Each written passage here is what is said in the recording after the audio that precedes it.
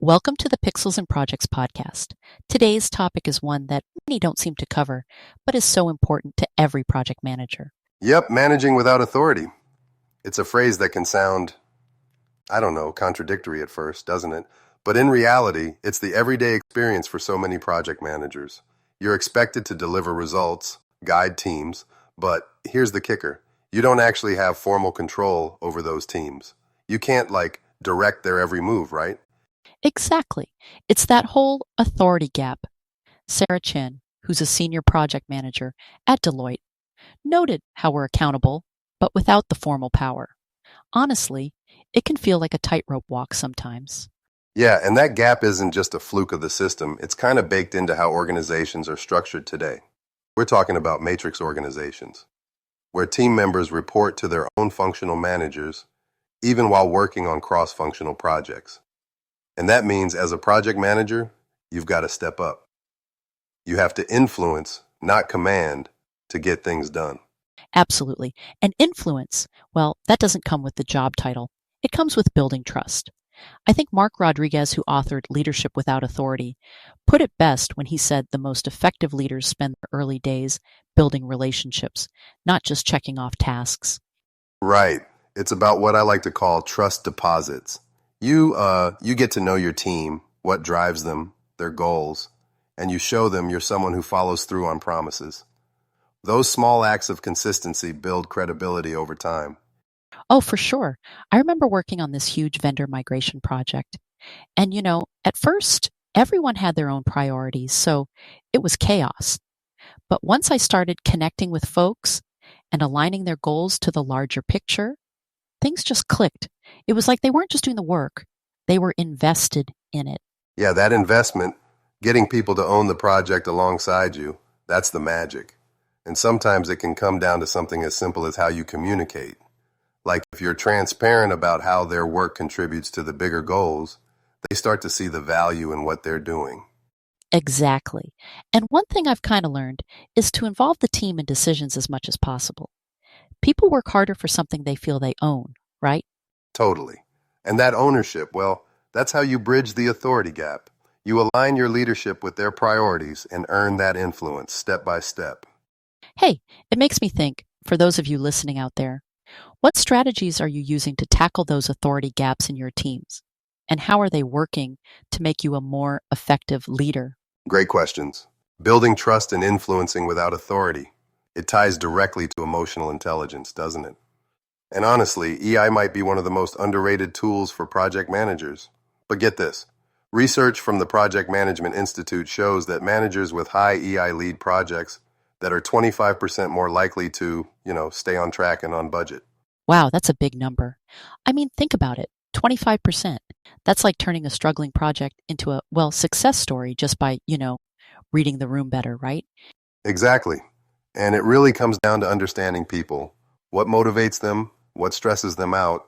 It's about reading the room, like you said.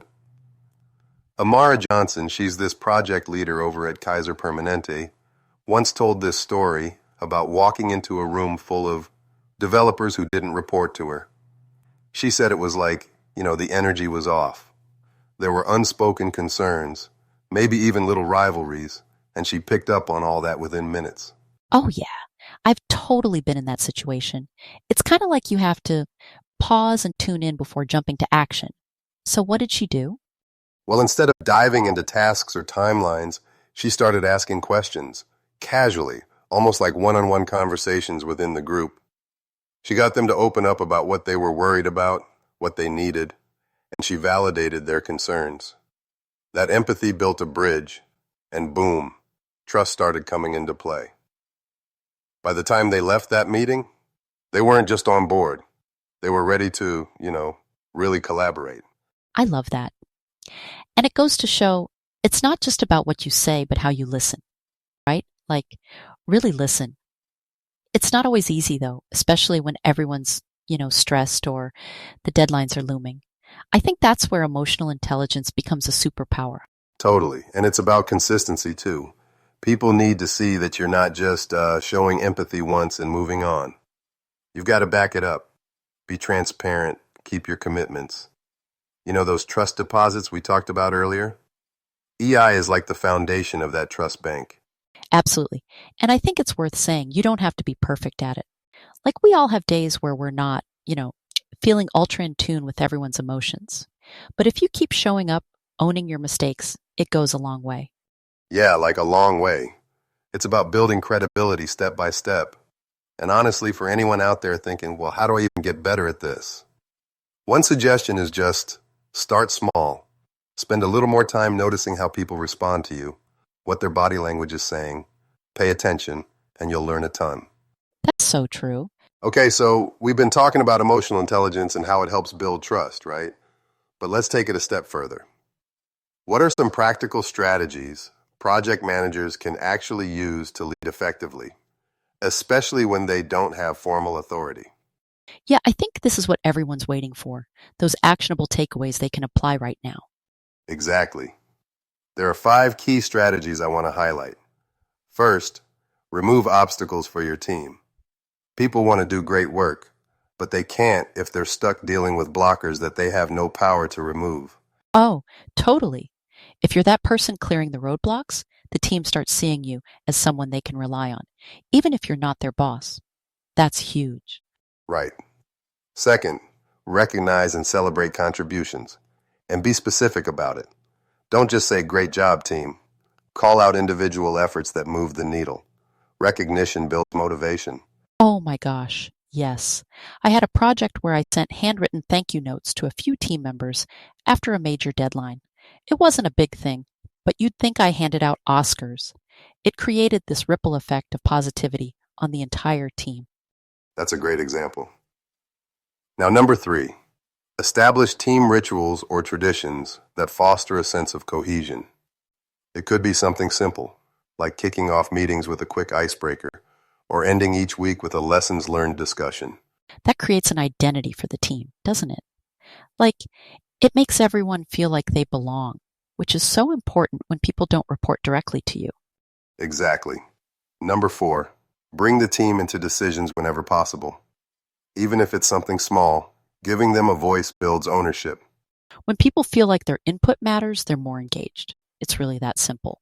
And the last one, always provide context. Show how their work fits into the bigger picture. A shared vision can be a powerful motivator. Oh, I love that one. I remember this time when my team was slogging through a tough vendor migration. Morale was low, but once I shared how their work would directly impact the company's long-term goals and, you know, even their own career growth, it flipped a switch. They weren't just meeting deadlines, they were energized to make it happen. That's a perfect example of how a shared purpose can light a fire under a team. When you connect the dots for people, you're not just leading the project, you're leading people. Exactly. And honestly, that's what makes project management so rewarding.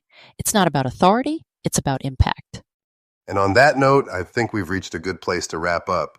Leading without formal authority isn't easy, but when you focus on influence, trust, and connection, you can achieve incredible results. It's a challenge, sure, but it's also an opportunity to grow as a leader. Well said. And to all our listeners, thanks for joining us today. And don't forget to share this podcast. If you took away even one strategy you want to try, we'd love to hear about it. Absolutely. And remember, the invisible crown of leadership through influence is something you earn day by day. Keep building those trust deposits, stay consistent, and lead with purpose. On that note, we'll see y'all next time. Take care, everyone. Take care.